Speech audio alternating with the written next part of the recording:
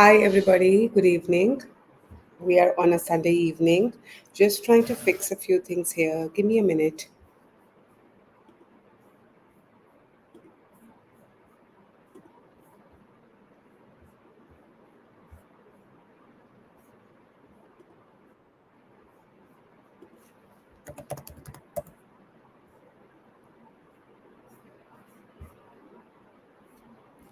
One minute, please.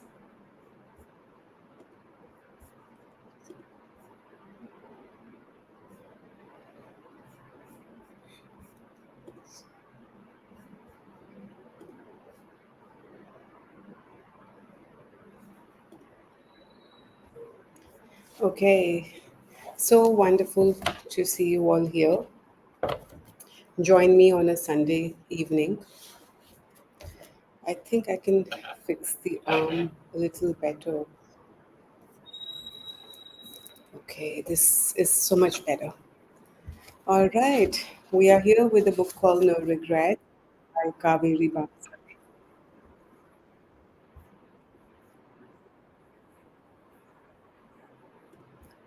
Okay. So let me give you a gist of what this book is all about, and then we will read the other chapters. So this is not a self-help book. It is a book that tells us what not to do, what to remember and what to forget. From being a mother to lessons learned from our own mothers, managing money to marriage, coping with pain and anger to taking ownership of our own health and growing old. Kaveree Bamzai, the first woman editor of one of India's largest news magazines, a wife and a mother of two boys and two dogs, tells us how to live a guilt free life with little help from a host of highly accomplished women. With sparkling advice from Naina Lal Kidwai, Ariana Huffington, Sudha Murthy, Smriti Irani, Twinkle Khanna, and Sana Mirza, among others, No Regrets is the go to book as we fumble and stumble through life. Okay,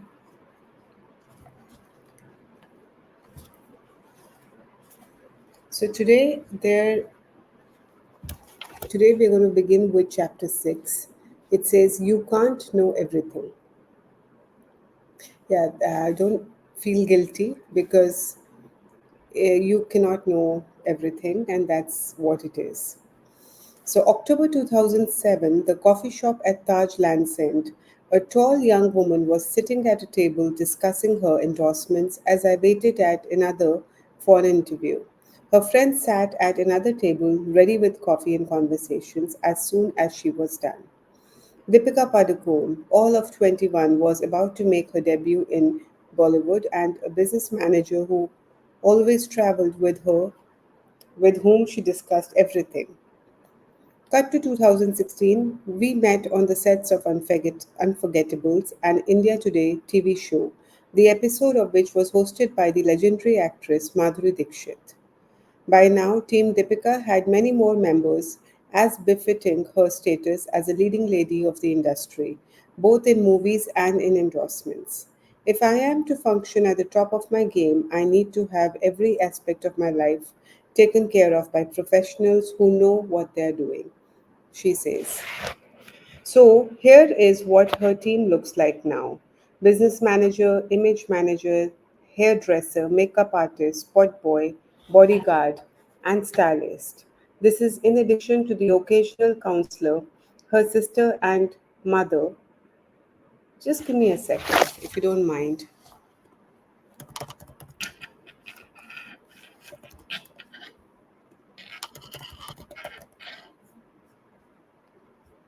Just 1 second.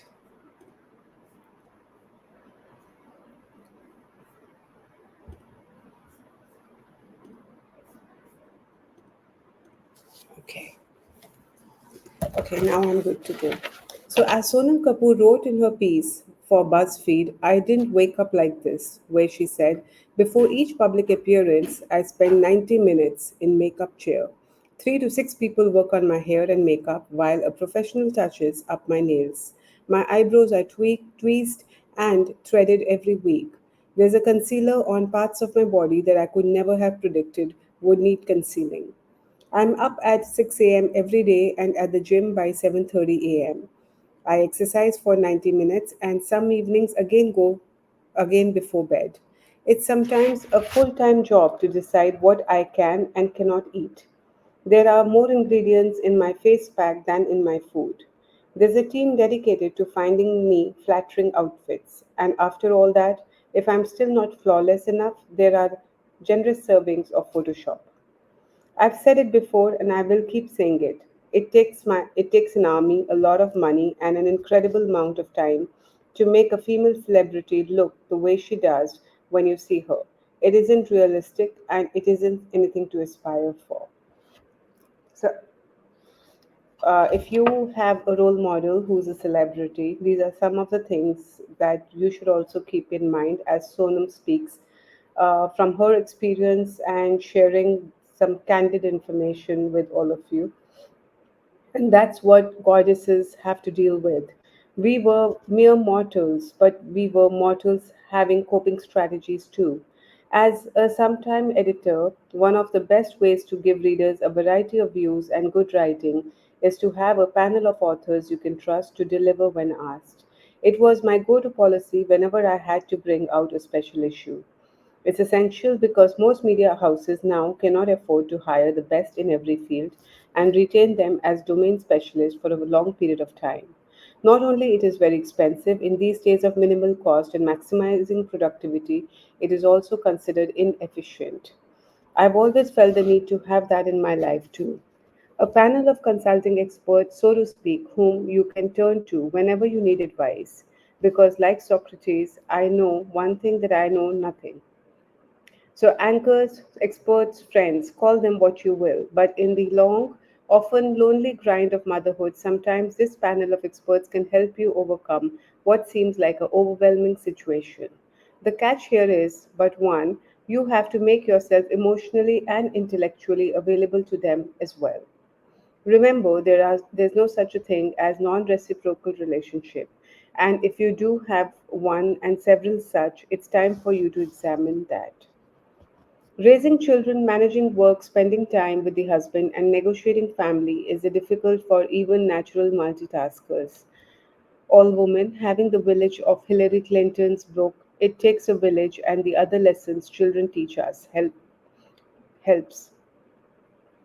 As she says, the simple message of "it takes a village" is relevant as ever. We are all in this together. Direct family, grandparents, neighbors, teachers, ministers, doctors, employers, politicians, non-profits, faith communities, business, and international government groups. As Clinton writes, it takes many people and institutions to raise children. And because nothing Hillary Clinton does is without controversy, she has been viciously attacked for this as well. She was seen to have suggested that the government should step in where families are not enough, which of course was seen as yet another example of crooked Hillary and her liberal agenda of destroying American families and establishing big governments. But whether it is motherhood or work, everyone needs a little help. The problem is most women don't know whom to ask. At home, it is usually the mothers and the mother in laws who get asked, something which I have always rebelled against, given those two women in your life have already done their duty by you and your spouse. As the children get older, the WhatsApp school moms take over, and most of whom, God bless them, I find exist only to make one feel worthless. So there are wow mothers on the WhatsApp group, and there are all kind of mothers. It really depends what frequency are you at and what you catch from the rest of the members chatting on WhatsApp groups. So it again can be very overwhelming sometimes, but one has to keep ground when in such groups. So, with their complete knowledge of timetables, homework, field trips, changing school uniform, and the healthiest snack to have, they can reduce even the bravest woman to tear of helplessness. So, which is why I'm saying keep ground because sometimes even the bravest woman can, can get succumbed to such helplessness, or so much happening on the groups. So their children, on the other hand, makes the greatest allies. If you are one of those fortunate mothers whose children have good friends, well then, there's your panel of experts right there. From maths tutors to dentists, from football coaches to skin pet specialists, the nasty competitive spirit that is typical of the middle class families in India who have to jostle for limited jobs is usually missing in the progeny and manifests itself only later in life. Usually, thank God for children, especially other children. As for life in general, what women need is an old girls' network. Some old boys can be a part of it too. You need one for the children, one for work, one can occasionally double down to impart life lessons as well. It needs to be someone you trust, have reciprocal relationship with, and who is on top of their game. A doctor, a lawyer, an investment advisor, a grooming guru, fitness buddy, a senior from your own profession, and a smart young person.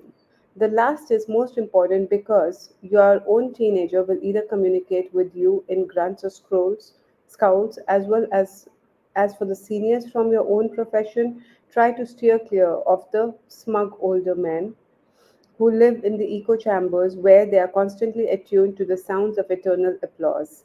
One of the many good things about seeking advice from an older woman who's been there and done that and suffered through it all is usually that the counsel is hard won. Most women who get to a fairly senior position have had any arrogance they may have had beaten out of them by the struggle of survival. So the experts are most helpful when you decide on your second act. Women who hope for a long and fruitful career can do so engagingly enough, usually by switching gears. In the gig economy of the future, this will even be more imperative. Women who want children will have to become accustomed to the idea that they can have more than one career. As Helen tells Allison in one of my favorite moments from one of my favorite shows, The Affair, if there's something in your life you need to change, you just need to think differently and it will change. You can manifest your reality by reshaping yourself in an arduous task that requires constant learning, great advice, even greater risk taking ability. Reading helps. As you can tell by now, I am a more than avid consumer of self help websites. I don't mean I'll try anything once in a way, though that is great too. Like Gwyneth Paltrow, whose constant questioning led her to launch the wellness website Goop. As she says, my life is good because I'm not passive about it. I want to nourish what is real and I want to do it without wasting time. From body brushing to psychic vampire repellent, from jade eggs inserted into one's vagina to a rose quartz roller for your face, Goop is an online portal for every new wellness idea, tested and untested, designed to make you feel better about your life. But that is not the only website I would turn for help. So here is my list of five websites I read when I want validation or some counsel. One is Brain Picking by Popova for the best writing on all manners of subjects from grief to feminism, from anger to creativity. If I'm feeling low, all I have to do, apart from listen to my favorite music, which extends from all of A.R. Rahman's music to Dire Straits to Sting to Lana Del Rey, is to log on to Popova's gorgeous website. Leonard Cohen's song, Check. Maya Angelou's poem, Check. Tennessee's Williams' prose, Check. Career Contessa talks about money, career, life, even love. It tells you whether it is all right to hop jobs or how to ease into work after your maternity leave, how to manage employees older than you, or how to kickstart your career in 28 days. Blog Her is built for women like me who still have an analog mindset. It introduced me to a frenzied world of women who are supercharged about their startups and know exactly how to put their smartphones to use to get what they want. From conversations with wellness warriors to funding gurus, from fitness queens to mindfulness champions. It shows you the potential women and you too are capable of. Lean in, well, because you can argue with the queen of self care, Sheryl Sandberg, questions on sexual harassment at the workplace, the state of women in the world, mentorship programs, the website, an extension of her book reminds you to never give up on your dreams. TED Talks, because it can talk you out of your very low phase, whether you are upset that you've given up work or stuck in a mid career slump, or whether your child is a source of perennial trouble or your relationship have unraveled, whether you are a good feminist or a bad one, whether you are an introvert or an extrovert, whether you have any regrets in life or none at all, it has an expert for everything. Plus, like all of the above, it's free. So when Nana Lal Kidwai first began in banking in 1982, there were few leaders in business, so she had to find her own way. She learned to rely on many informal networks apart from ensuring that she had a trustworthy elderly woman who had brought her up to supervise the household and attached her to a younger woman who was physically more able to do the actual work. When I had my daughter, I was 33. Office crashes were still not the norm, but I got lucky and found this amazing woman in Mumbai where I was living then. Marina Datta ensured a wonderful tutored environment where Shakespeare was read to children. Apart from teaching them picture recognition, colors, and social skills between 9 and 12 noon every day, it turns out children do absorb a lot, and my daughter, who was 11 months old at that time, became quite a self starter. Kidwai has learned how to reach out to the right people for help. When she needed it for the work and home, here's how. 1. At dinners, I would invariably be talking business with men, but I would also spend time with their wives, even if they were not working women. I discovered the places to go to, the fun things to do, the school news I had to catch up with, and I learned to use my time productively. I always kept my ears and eyes open for help. When I was at Grindlay's Bank, my boss's wife lived in the same building, and I remember she would keep an eye on my daughters playing in the compound below at 5 every evening. Noticing whether my maid was slacking or taking to someone, endless support, even if it comes from unlikely quarters. Kritika Reddy on Facebook once told me her Stanford professor would babysit for her, and I wish it had happened with me.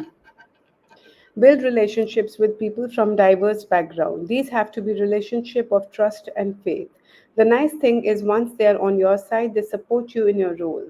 Plus, you can also count on them for new business. In my case, I deferred to senior people in the financial world like Deepak Parekh of HDFC and Ishant Hussain of Tata Sons. I treated them like mentors. I changed job twice, once from Grindlays to Morgan Stanley and then from Morgan Stanley to HSBC. Both were unsolicited offers, but the negotiations were quite critical. I was conflicted about the offers. Did I need to move? Was I ready to invest time and energy in proving myself again? What other things I had to negotiate? The role change came with risk. For instance, I was Morgan Stanley's first employee in India. It was a dream to work for them, but they are among the top three banks in the world. But being an American firm, they also come up with a culture of firing employees easily. Was I ready for that? And if so, I had to make sure the salary was worth it. Build networks of old colleagues. This is especially useful if you're taking time off from the work for your children or to reinvent yourself. I recently hired the head of the India's Sanitation Council through this network, and she was my head of marketing at Standard Chartered, but I had lost touch with her. Consult friends. I would have loved to have a network of working mothers, but they just weren't there. You need them to check even simple things like how to dress for work. For instance, when I first started work at Grindlays Bank in 1982, the only women in the public sphere were politicians and lawyers. All these women wore saris, and here I was, someone who had lived her life in trousers. So much so that I became president of the sudden students' body at Lady Shri Ram College. The principal, Dr. Luthra, reprimanded me. I told her I didn't have any salwar kameez in my wardrobe, but at work I had to radiate poise, decorum, discretion, and still be comfortable. I used to be so worried about my sari. In the first week, I was more worried about sitting on any of the 28 pins than I was about my presentation. But you learn to live the part and confirm in a zone where you are not comfortable. Of course, when I go abroad, I wear suits, and not just because it is culturally appropriate, but also because of the weather and the commute. Kidwai believes that if you want a great work environment and a great family life, you can achieve it, you can make it work. No one can be perfect mom 24 by 7, and working mothers will will always carry guilt along with them. But she never considered quitting, and I enjoyed my work too much and I loved my family. Neither was something I wanted to compromise on, so I found ways to make it work. That's what we all need to do. I'll take a break.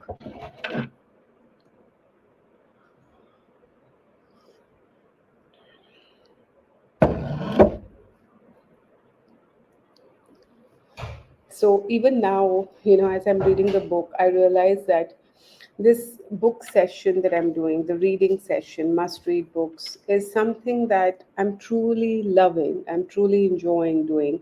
And it's just coming from my heart that even today I had stepped out and it was very hot outside. So when I came back home, I had a splitting headache. In my mind, I was actually thinking that how will I put up, or with today's show, how will I show up today and read the chapters. So it was difficult, and obviously I popped in a pill to make myself feel better, and here I am, and I'm reading this book to you. Not to say that it's a courageous act, but just to say that my love for doing this show is immense right now, and I hope that those listening to me also are able to relate to what Kaveri Bamzai has written in the book, and it helps them. It helps them feel normal. It helps them feel confident, and it helps them feel appreciative of whatever that they have done so far in life. So grab yourself a cup of coffee or water till we proceed.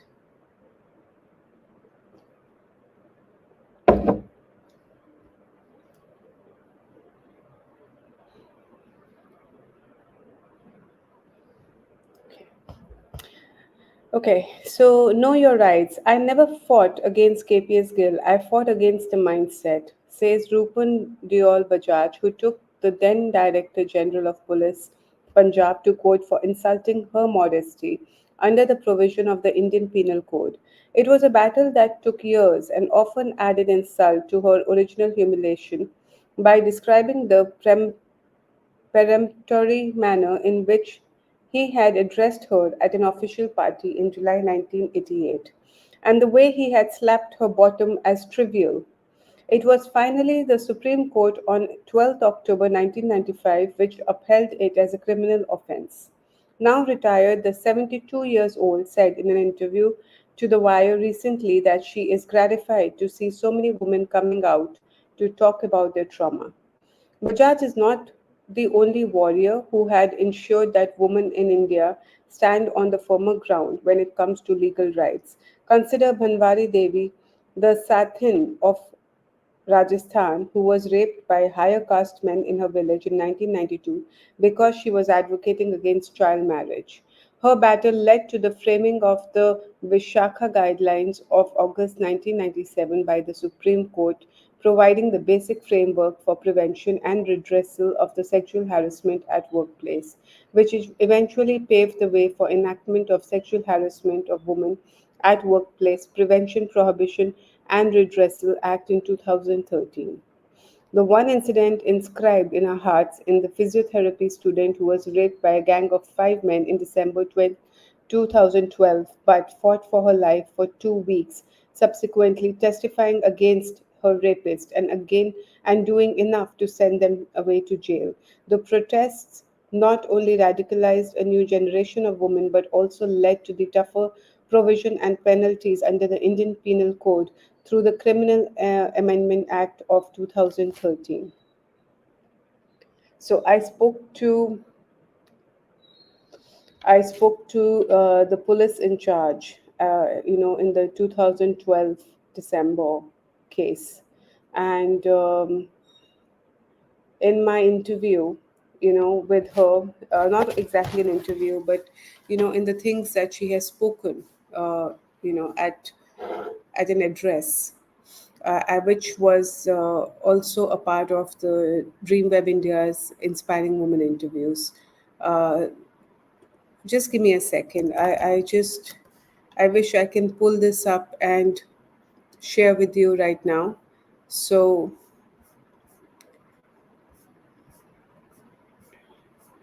Chaya Sharma was the Joint Commissioner, Police, Eastern Range, Delhi, and head of investigation of the case at that time. And do read her interview, her message on dreamwebindia.in under the Inspiring Woman blogs, where she has spoken in length about what she thinks. So there are a lot of news clippings out there on this 2012 case. So whenever you get the time and should you have the interest to know more, please do check them out. Or take the case of the journalist who, in a searing piece in the Washington Post, accused her former editor MJ Akbar for raping her when he was 44 and she was 23. Akbar responded by blithely releasing a statement saying she had a consensual relationship, even as he was in the midst of battling allegations of sexual harassment from 20 other women. In fact, it was only when I was writing this chapter that I excavated a memory I thought was buried in 1989, and I was returning home from the late work night from the Indian Express in Ahmedabad. I was molested by a man on a scooter while I was walking on the street. Not once but twice I was so enraged that I filed an FIR that very moment. And then the trauma began all over again. I had to testify against the man in open court, which I can tell you was a trying experience. You get asked why you were walking alone at that time of the night, what were you wearing, what were you doing, and exactly where you were touched, all in graphic detail. Everyone is listening intently, including the accused, which is not a particularly pleasant experience. The case, of course, dragged on, and I have to say to my parents were great support. My father paid for the lawyer, and my mother stood by me. Eventually, I had to leave the city to study at Delhi School of Economics in 1990 and had to settle out of court, but not before understanding exactly how time consuming it is to follow through any complaint. I also want to say over here that the previous chapters that I read were more towards motherhood. Women who are parenting their children, the challenges that they're facing, and work. It was to do with work and home life balance and more of that. But now this particular chapter takes a different angle. It talks about know your rights. So, as a woman, what are the things that you should know, and what is it that you can do to help you stay elevated in whichever profession that you are in, to secure your dignity, and at the same time to live freely. That is more important. So India recently saw its own tsunami of Me Too movement, with its innumerable women sharing instances of having been sexually harassed by their colleagues. The sheer number of instances across industries indicate how entrenched such issues are, and that a lot still need to be done to actualize the intent of the law. Yet women have taken enormous risks to take on the powerful people, whether it is the former Tehelka editor Tarun Tejpal on bail since 2014 in a sexual assault case, former chairman of the Intergovernmental Panel on Climate Change Rajendra Pachauri, who had to quit in 2015 because of allegations of sexual harassment, or Supreme Court Chief Justice of India Ranjan Gogoi, who was accused of by a staffer of sexual misconduct. The attempted gaslighting of all these women in these cases show how tough it is to speak up for oneself. To empower themselves in such a situation, women need to familiarize themselves with laws and know their rights. Aparna Mittal, a lawyer with over 13 years of experience, says that awareness is especially important given the number of women who have, over the past few decades, started working in corporates and other organizations in India. Mittal says that there are two key laws that women should be aware of among the many while navigating the workplace in India. One is the prevention of sexual harassment. India has a robust law to address the scourge of the sexual harassment at the workplace and to make employers responsible for providing a safe and dignified working environment at the workplace. The Sexual Harassment of Women at Workplace Prevention, Prohibition and Redressal Act 2013 read with the Sexual Harassment of Women at Workplace Prevention, Prohibition and Redressal Rule 2013 as the POSH Act has brought in expansive definition of workplace employer and employee to extend the benefit of the legislation to a wide array of organizations. Sexual harassment is also defined broadly to include one or more of the following unwelcome acts of behavior, whether directly or by implication, namely physical contact and advances, demand or request of sexual favors, making sexual colored remarks, showing pornography, or any other unwelcome physical, verbal, or nonverbal conduct of sexual nature. The POSH Act further prohibits the following circumstances, among others, if it occurs or is present in relation to or connected with any act or behavior of sexual harassment: implied or implicit explicit promise of preferential treatment in her employment, or implied or explicit threat of detrimental treatment in her employment, implied or explicit threat about her present or future employment status or interference with her work, or creating an intimidating or offensive or hostile work environment for her, humiliating treatment likely to affect her health or safety. Okay, in your comment section, please do leave comments. Share your views on the new Posh Act. Have you got full information what it is, what it entails? Have you known yourself or anyone else around you who has used Posh to its benefit? I was also a part of one of the organizations committee on sexual harassment, uh, dealing with sexual harassment cases.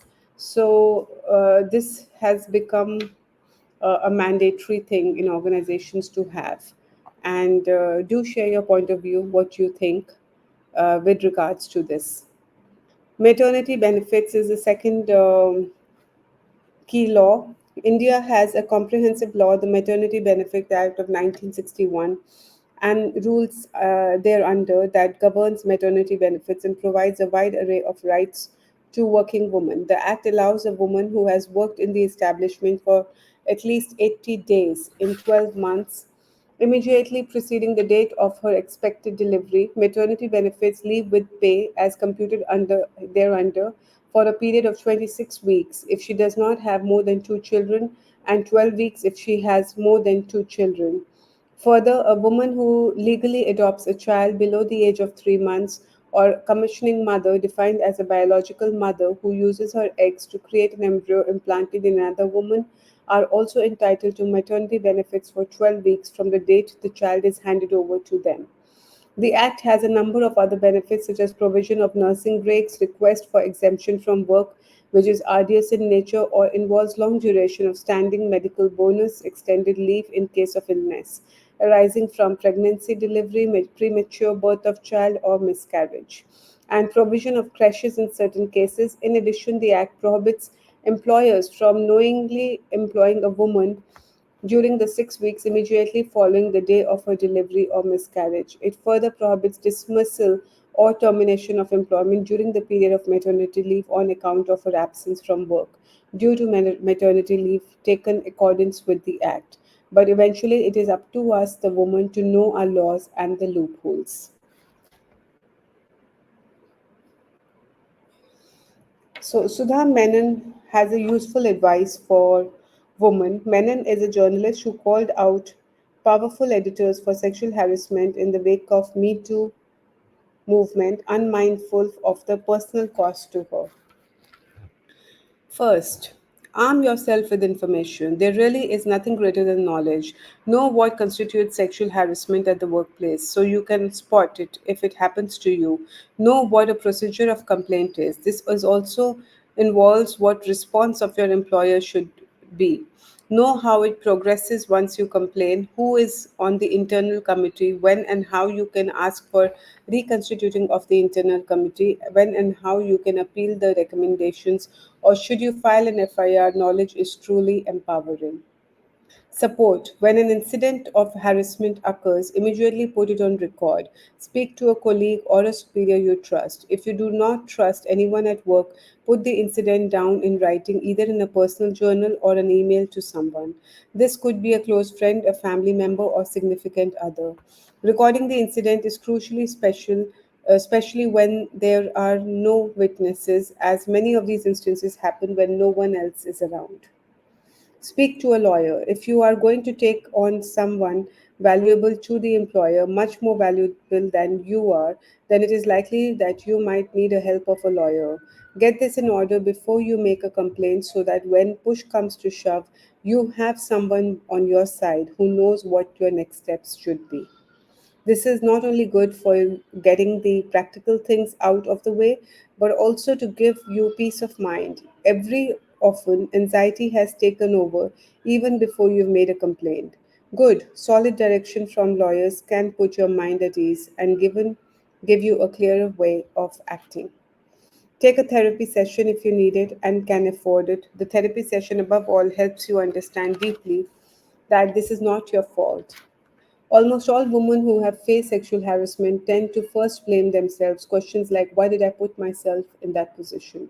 What signals am I giving out to that person? Decided it was okay for him to treat me like that, or all that surface.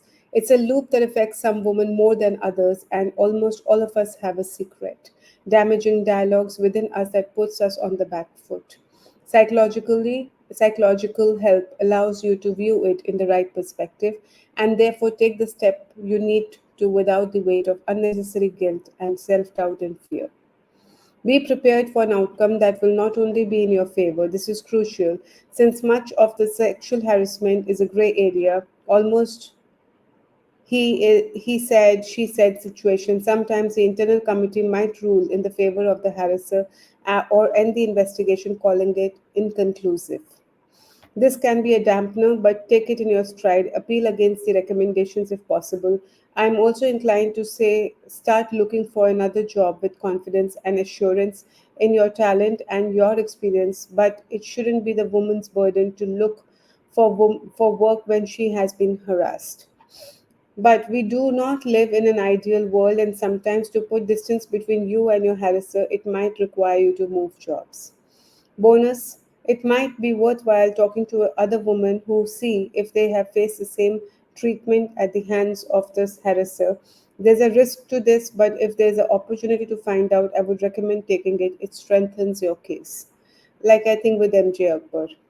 Over the years, the Indian legislature and judiciary have brought many progressive legal changes that have furthered the rights of women across domains such as matrimonial rights, reproductive rights, property and succession rights, protection against crime of the person, workplace rights, and more.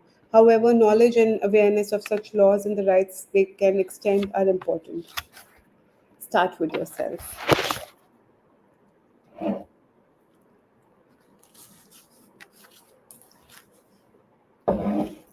So, our next chapter is living with the social media. Okay, we have enough time.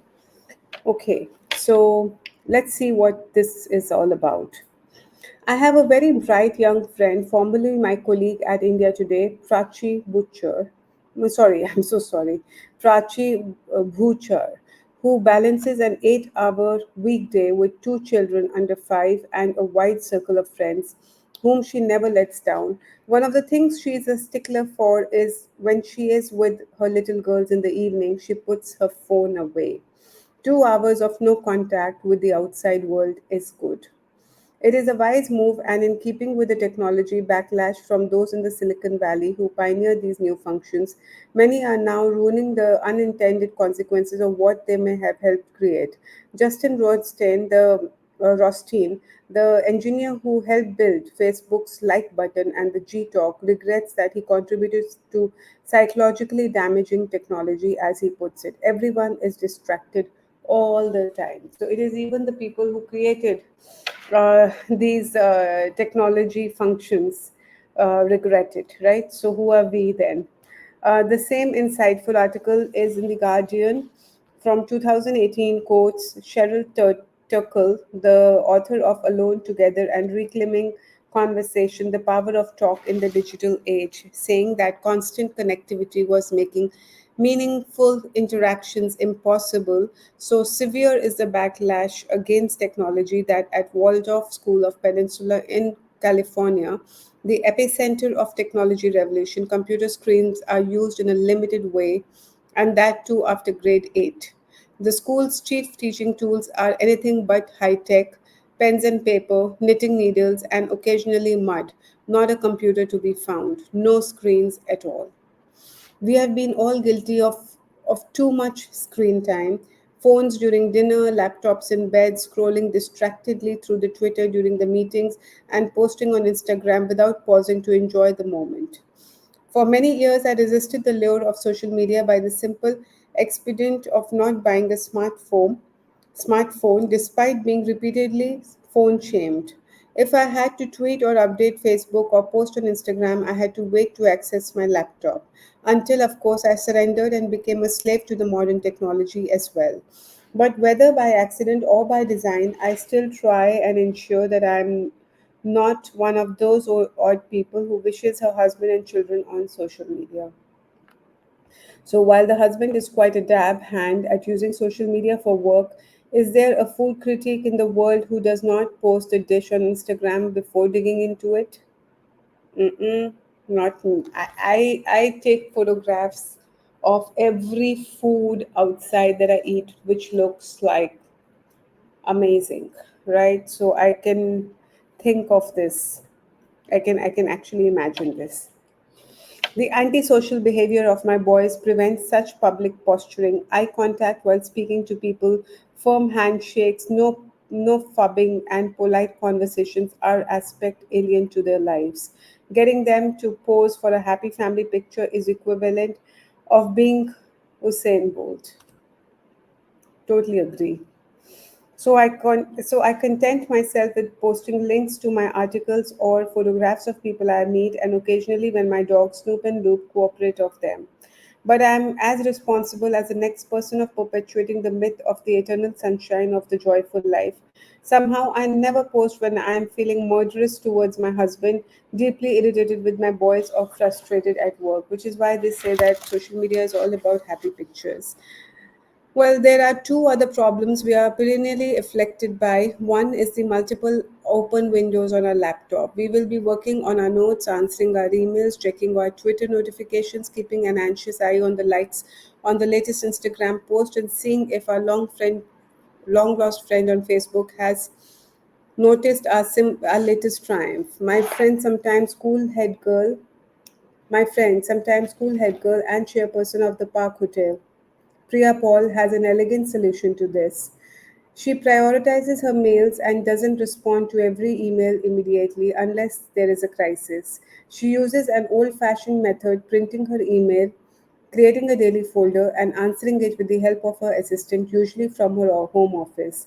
As her son, now 14 years old, has grown older, she has chosen to get home by 4 p.m., spend till, uh, spends till about 8 p.m. with him, and then after dinner and family time is till 10, gets back to work again till sometime after midnight. I wish I had her restraint. As a journalist, you are so attuned to responding instantly that it becomes an obsession, often interrupting your train of thoughts, your peace of mind, even throwing you off your schedule. which is the second problem with social media. And I would like to tell this that it's Kaveri, this is not a journalist problem. This is a problem of mindset with many of us. So it's got nothing to do with your profession. I think as human beings, after the coming of technology like the social media, especially, we have all become distracted, and we do this, you know, quite often. So, which is the second problem with social media? It is the black hole of life on Earth, sucking up our time and energy. Depending on which report you read, it consumes 5 years and 4 months of your life. An average of 116 minutes of a day are spent on checking social media. We touch our phones on an average of 150 times a day. And Adam Alter, TEDx speaker and author of Drunk Tank Pink, notes, unlike in conventional movies, newspapers, and TV shows, there are no inbuilt stopping cues that tells you we need to switch off back to real life.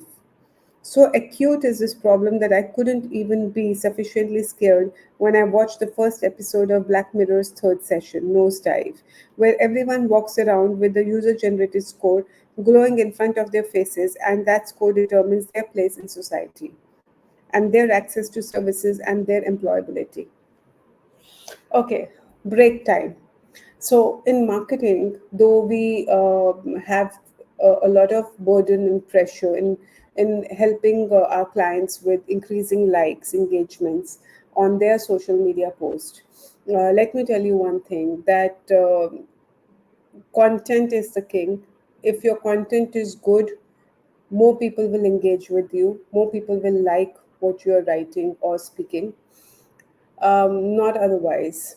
And I also want to say that this whole thing hoo-ha about, your scores, how many people are following you, or how many likes you have on your page, to tell you, to give you some kind of a ranking, in the branding world, um, is not, it can be something that may not be real. Okay.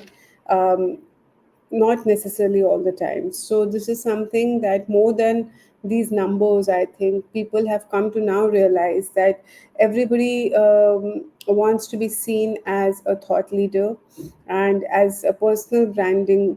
For personal branding, what I also do or I emphasize on is that, it's not about just followers and likes. It's not about your click through rate on your advertisements, to go to help your audience go and buy something from you. It's about the content you're posting, it's about what you're saying. Is that information coming from credible sources? Is that resonating with your audience? And if it does, then of course, you will go a long way, and that will really decide the ranking, or the score, in the branding world, not just simple likes. So back again, I mean, so which is why I say that personal branding is the key. Be seen as a thought leader. So back again, the star, played by the gorgeous Bryce Dallas Howard, has a score of 4.2 out of a maximum of 5 stars. But she wants the higher rating of her childhood friend and tries to do everything possible to attain it, with consequences, of course. And it could well be me in an extreme case, waiting for the notifications to multiply on my latest thoughtfully composed Instagram post means to convey what an amazing life I have. When did we all become so needy, so desperate of approval, so hungry to be liked? Bailey Parnell, founder and CEO of the Skills Camp, calls this a phenomena of phantom validation, which manifests itself in showcasing our lives as a highlight reel to gain social currency in the economy of attention and prevention of FOMO, fear of missing out. Not only does it erode our relationships with other people, but it also interferes our sleep.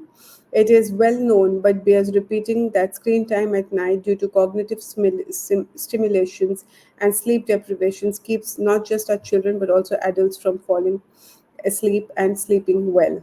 The brain's electrical activity increases, neurons race, and diverts you from calming down into a peaceful state of mind for sleep. A lot of children are not being able to sleep and wake up till very late in the night, just because they are on their phones, on their smartphones, viewing some social media or the other.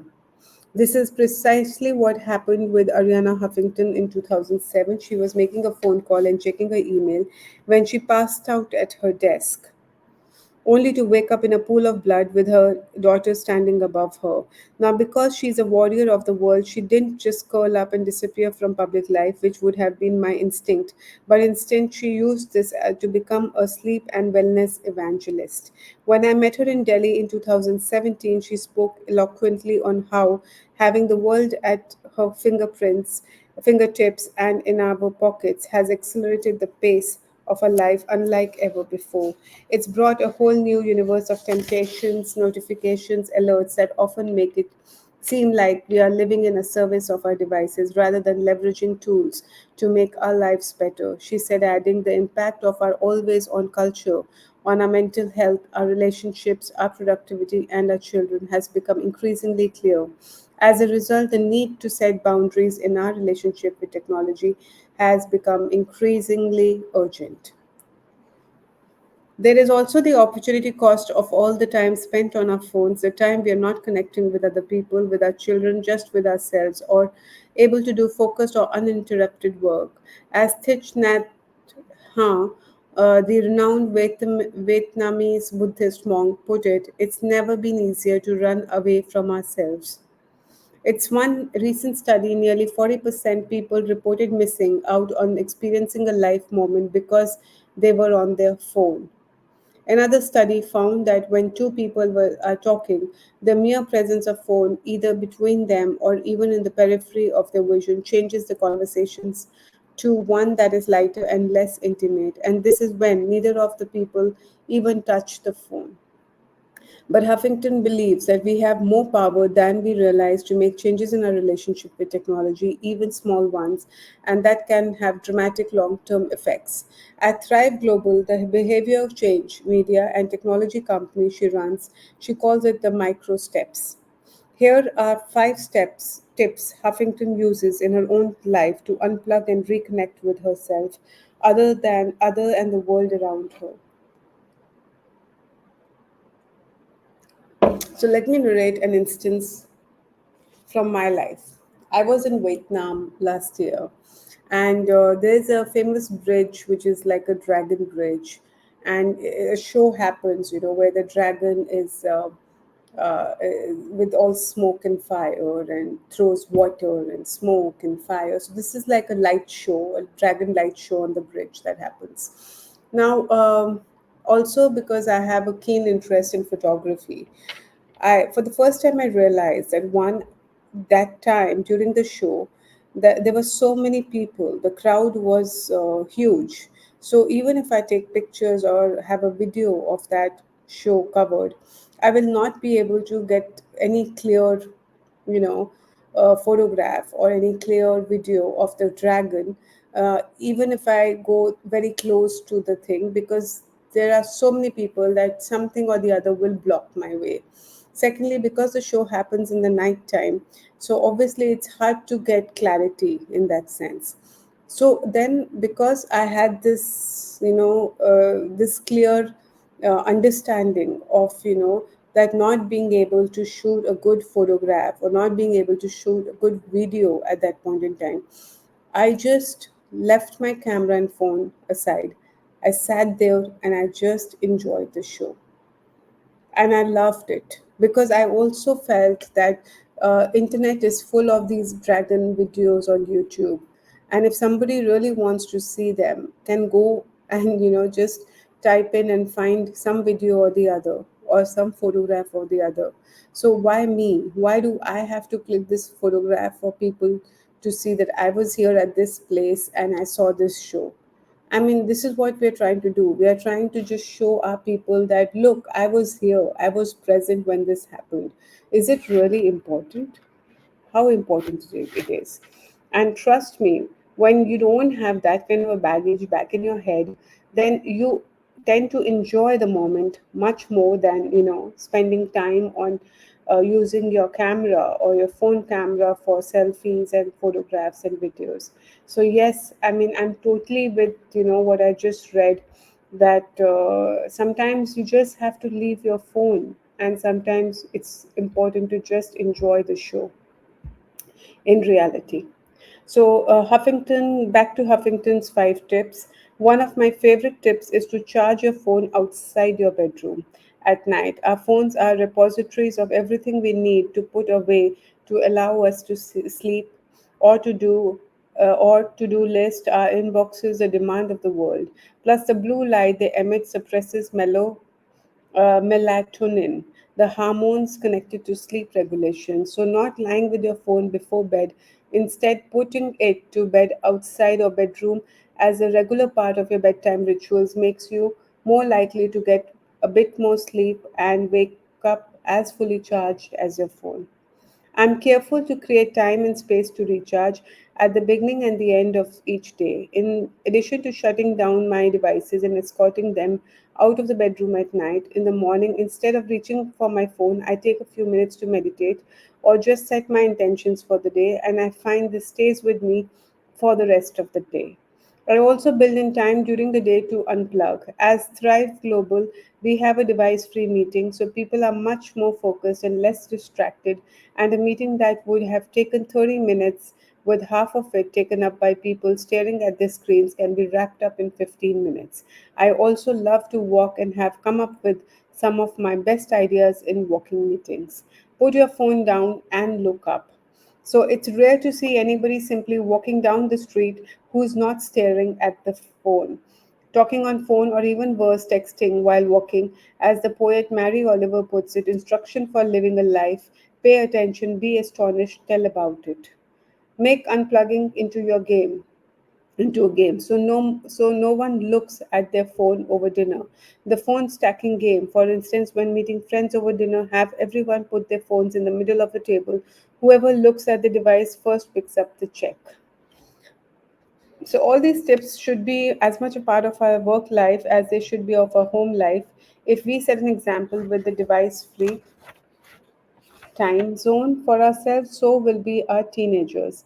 Of course, it's easier said than done in a world where playing an interactive game of football on a PS4 can seem much more fun than having a chat with parents or exchanging pictures on Snapchat can be more exciting than living in the moment, and ensuring you look your best on the Instagram can seem more of an imperative than maintaining basic hygiene. I know you and all that, and I suppose it is just my misfortune to raise my two perfectly, no, I'm not saying that, boys who ideas of hygiene is to down to mouthwash and douse themselves with Davidoff or its equivalent. You can understand why I send my two dogs to the pet spa on regular basis. At least they listen to me and have no opinion of being massaged, washed, and brushed thoroughly. The man or woman who invents a mandatory spa for teenage boys will not only earn my eternal custom but also my complete gratitude. Wow. So, Kaveri, you are doing a great job by covering so many things in this book, and it is a delight to know how to deal with so many things in one go. So, next, which is tomorrow, I will be talking about money. I will be talking about managing marriage. I will be also talking about anger and laughter. But yeah, there's so much more to what Kaveri is saying, and I think this is getting interesting by the day, and I hope you are finding it interesting too. So do write in with your views and share your views with me, what you think, and also give me recommendations of my next book that I should pick up, which you would be interested in listening to me. And thank you so much for joining in. Have a good evening. Have a good Sunday.